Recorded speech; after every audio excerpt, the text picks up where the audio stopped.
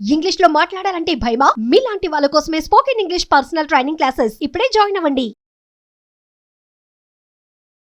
Hello Andy, I'm Anita and I'm here with you all to tell you all another concept in English.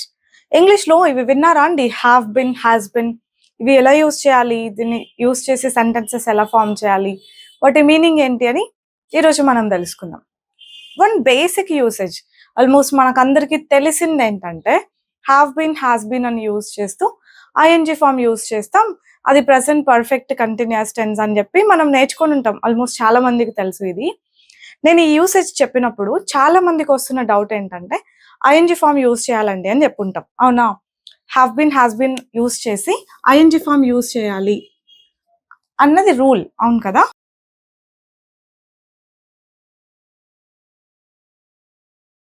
ఈ ING form use చేస్తే దీని meaning ఏంటంటే, I have been learning English for the past 8 years. She has been waiting for me for 1 hour. They have been practising English for 1 hour. ఇలా అన్నామంటే they have been practising, she has been learning, I have been teaching. ఇలా అన్నానంటే ఆ పని past నుంచి ఇంకా ఇప్పటికీ జరుగుతూ ఉంది అన్నట్టు. ఇది చాలా మందికి తెలుసు ఇక్కడ ఐఎన్జి ఫామ్ యూజ్ చేస్తాం అనేసి. నేను నేర్చుకుంటూ ఉన్నాను, టీచ్ చేస్తూ ఉన్నాను, ఆమె వెయిట్ చేస్తూ ఉంది, వాళ్ళు ప్రాక్టీస్ చేస్తూ ఉన్నారు. పాస్ట్ నుంచి ఇంకా ఇప్పటికీ ఆ పని జరుగుతూ ఉంది అన్నట్టుగా ఇది యూజ్ చేస్తాం. ఇది నేను చెప్పినప్పుడు ఇంకా ఇంకొక డౌట్ వచ్చింది ఏంటంటే చాలా మందికి, మరి ఇలా కూడా అంటూ ఉంటారు కదా, షీ హాస్ బీన్ ప్రమోటెడ్ అని అంటాం కదా, అంటే అక్కడ V3 కదా మనం యూజ్ చేసింది. అప్పుడు దాని మీనింగ్ ఏంటి? ఐఎన్జి ఫామ్ యూజ్ చేస్తే దీనికి దానికి V3 పెట్టినప్పటికీ డిఫరెన్స్ ఏంటి అన్నది డౌట్ అనమాట. షీ హాస్ బీన్ ప్రాక్టీసింగ్ అంటే ఏంటి, షీ హాస్ బీన్ ప్రమోటెడ్ అంటే ఏంటి? అక్కడ ఐఎన్జి ఫామ్ ఎందుకు యూజ్ చేసాం, ఇక్కడ V3 ఫామ్ ఎందుకు యూజ్ చేసాం? I have been practising, I have been teaching అంటే ఏంటి? I have been promoted, I have been selected. ఇలా V3 ఫామ్ యూజ్ చేస్తూ ఉంటాం కదా. మరి అప్పుడు ఆ సెంటెన్సెస్కి ఈ సెంటెన్సెస్కి డిఫరెన్స్ ఏంటి అని చాలా మందికి ఉన్న డౌట్ అనమాట. ఒక 10 minutes ఇన్వెస్ట్ చేయండి, నేను క్లారిఫై చేస్తాను. ఇప్పుడు ఫస్ట్ అయితే ఈ ఐఎన్జి ఫామ్ యూజ్ చేసినప్పుడు ఆ సెంటెన్స్కి ఉన్న మీనింగ్ బాగా అర్థం చేసుకోండి, ఓకేనా?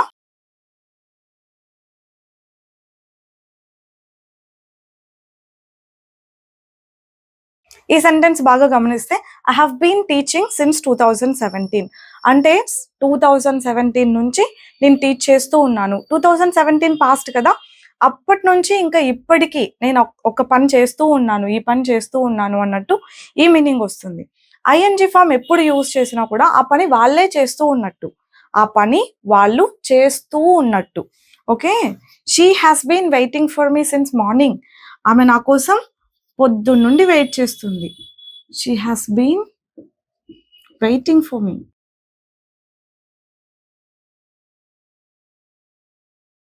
ఆమె నా కోసం పొద్దున్నుంచి వెయిట్ చేస్తూ ఉంది అన్నట్టు కదా.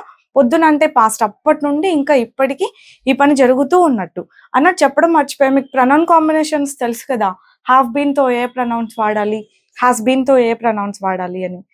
ఐ, వి, యు, దే ఈ ప్రొనౌన్స్ వచ్చినప్పుడు హ్యావ్ బీన్ యూజ్ చేయాలి. షీ, హీ, ఇట్ వచ్చినప్పుడు హ్యాస్ బీన్ యూజ్ చేయాలి. వర్బ్ ఐఎన్జి ఫామ్ లో ఉండాలి, ఇది మస్ట్ అనమాట. ఇక్కడ మనం ఎప్పుడు I have been, you have been, you, they have been ఇట్లా ప్రొనౌన్స్ పెట్టి యూజ్ చేయం. ఒక్కొక్కసారి మనం పేర్లు కూడా పెడుతూ ఉంటాం. అప్పుడు ఎట్లా అంటే ఇప్పుడు మా చెల్లి 4 years నుంచి ఐటీలో వర్క్ చేస్తూ ఉంది అని చెప్పాలనుకోండి.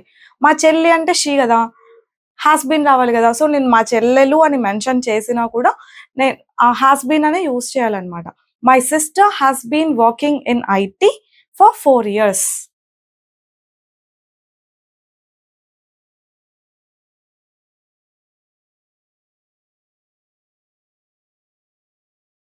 మా చెల్లి 4 years నుంచి ఐటీలో వర్క్ చేస్తూ ఉంది అని అంటే తిను వర్క్ చేయడం స్టార్ట్ చేసి, అంటే ఎప్పుడో పాస్ట్లో స్టార్ట్ చేసింది, ఇంకా వర్క్ చేస్తూనే ఉంది.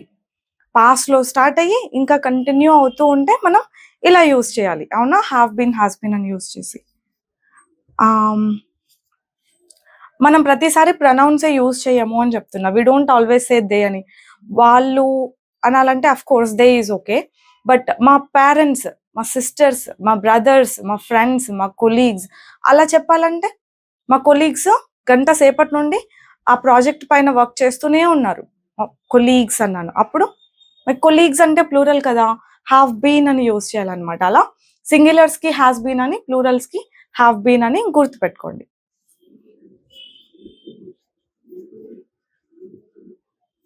ఇది కూడా ఇంపార్టెంటే. ప్రతిసారి మనం ప్రొనౌన్సే యూజ్ చేయం. నేమ్స్ కూడా పెడుతూ ఉంటాం. రమ, గీత ఇలాంటి పేర్లు పెట్టినప్పుడు కూడా రమ పొద్దున్నుండి వంట చేస్తూనే ఉంది. పొద్దున్నుంచి వంట చేస్తూనే ఉంది. అప్పుడు Rama has been cooking since morning అంటే పొద్దున్నుంచి రమ వంట చేస్తూనే ఉంది. Are you observing that we are using ING forms here? ING ఫార్మే యూజ్ చేస్తున్నాం. ఇది బాగా అర్థం చేసుకోండి. ఈ పనులు వాళ్ళే చేస్తూ ఉన్నారు. ఈ పనులన్నీ కూడా అంటే వర్క్ చేయడమైనా, వెయిట్ చేయడమైనా, టీచ్ చేయడమైనా, కుక్ చేయడమైనా వాళ్ళే చేస్తూ ఉన్నారు. పాస్ట్లో ఎప్పటి నుంచినో, ఇంకా ప్రెసెంట్లో ఇప్పటికీ. ఇంకొక విషయం అబ్జర్వ్ చేశారా? నేను ఒక్కొక్క చోట సిన్స్ అంటున్నాను, ఒక్కొక్క చోట ఫర్ అంటున్నాను. సిన్స్ ఎప్పుడు యూజ్ చేయాలి, ఫర్ ఎప్పుడు యూజ్ చేయాలి? ఇది కూడా చాలా పెద్ద డౌటే అనమాట. ఏవో వినుంటారు డెఫినేషన్లు, స్టార్టింగ్ పాయింట్ ఆఫ్ టైం, ఏదో period of time, point of time అని. అట్లాంటివి వర్కౌట్ అవ్వవు. కానీ నేను ఇది క్లియర్గా చెప్తాను, ఎప్పుడెప్పుడు సిన్స్ ఎప్పుడెప్పుడు ఫర్ అని నెక్స్ట్ క్లాస్లో చెప్తాను. ఇప్పుడైతే ఐఎన్జీ ఫార్మ్ ఎప్పుడు, తర్వాత ఈ హ్యావ్ బిన్, హాస్ బిన్ తర్వాత V3 కూడా యూజ్ చేస్తూ ఉంటాం కదా, అది ఎప్పుడు? ఇది ఒక్కటి క్లారిటీ వస్తే చాలు మీకు ఈ రోజుకి, ఈ పూటకి, ఈ వీడియోకి అట్లీస్ట్.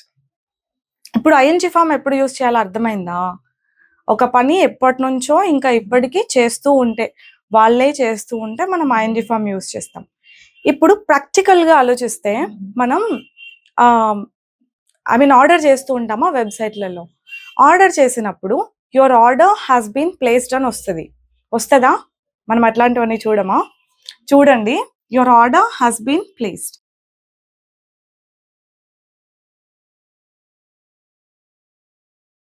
ఇక్కడ హ్యాస్ బీన్ తర్వాత ఉన్న వర్బ్ V3. దీన్ని గ్రామటికల్ గా చూసుకుంటే పాసివ్ వాయిస్ అని అంటారు. ఇక్కడ మనం చేసే పనులు కాకుండా ఆ పని చేయబడింది అని చెప్పాల్సి వచ్చినప్పుడు మనం have been, has been use చేసి V3 పెడతాం. ఎట్లా?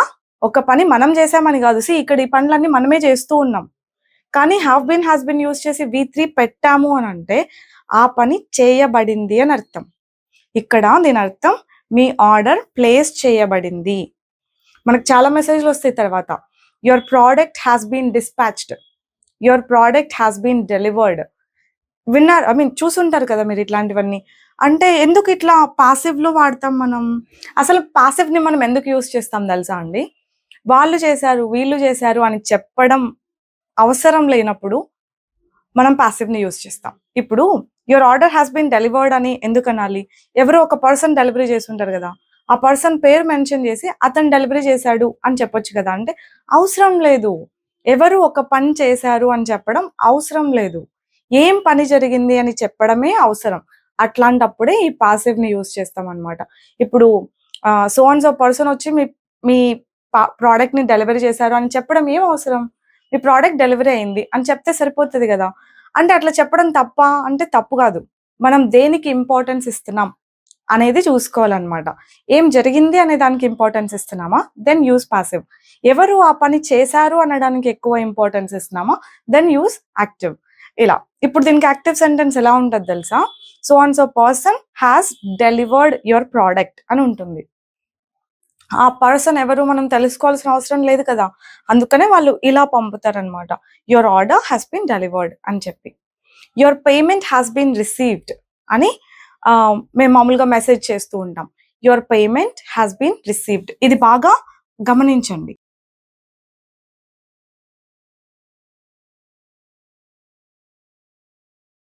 దీని అర్థం ఏంటంటే మీ payment receive చేసుకోబడింది.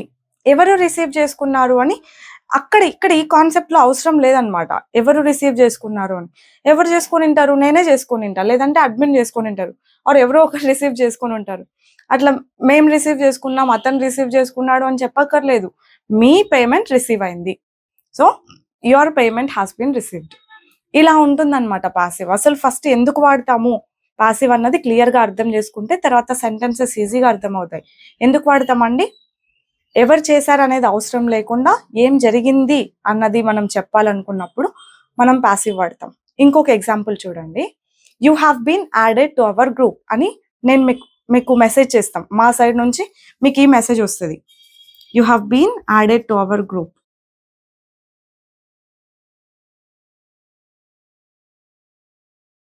After your payment has been received ఇలాంటి మెసేజ్ వస్తుంది, you have been added to our group అంటే మీరు మా గ్రూప్లోకి యాడ్ చేయబడ్డారు అని. మీరు యాడ్ చేశారనా? లేకపోతే కాదు కదా, మీరు యాడ్ చేయబడ్డారు. ఎవరు యాడ్ చేశారు అనేది మీకు అవసరమా? ఎవరికీ అవసరం లేదు అక్కడ. What important thing here is you have been added to the group. మీరు గ్రూప్లోకి యాడ్ చేయబడ్డారు, అది ఇంపార్టెంట్ అన్నమాట. ఎవరు చేశారు యాడ్ అని చెప్పాలంటే ఎట్లా చెప్పాలి? She has are an admin has added you to the group. అట్లా ఆమె యాడ్ చేసింది, అనిత యాడ్ చేసింది, ఇంకొకరు యాడ్ చేశారు, ఇలాంటివన్నీ అవసరం లేదు. The main thing is you have been added. మీరు యాడ్ చేయబడ్డారు. మీకు ఇప్పుడు కొంచెం అర్థమైంది అనుకుంటున్నాను. యాక్టివ్కి ప్యాసివ్కి ఫస్ట్ డిఫరెన్స్ తెలుసుకోండి. తర్వాత ఐఎన్జీ ఫామ్ ఎప్పుడు యూస్ చేస్తున్నాం, V3 ఫామ్ ఎప్పుడు యూస్ చేస్తున్నాం, డిఫరెన్స్ మీకు ఆటోమేటిక్గా అర్థమవుతుంది. ఇంకొక లైన్లో చెప్పి ఫినిష్ చేస్తాను. ఇక్కడ ఈ పని వాళ్ళే చేస్తూ ఉన్నారు, పాస్ట్లో అప్పటి నుంచినో ఇంకా ఇప్పటికీ, ఎప్పటి నుంచినో ఇప్పటికీ వాళ్ళే చేస్తూ ఉన్నారు.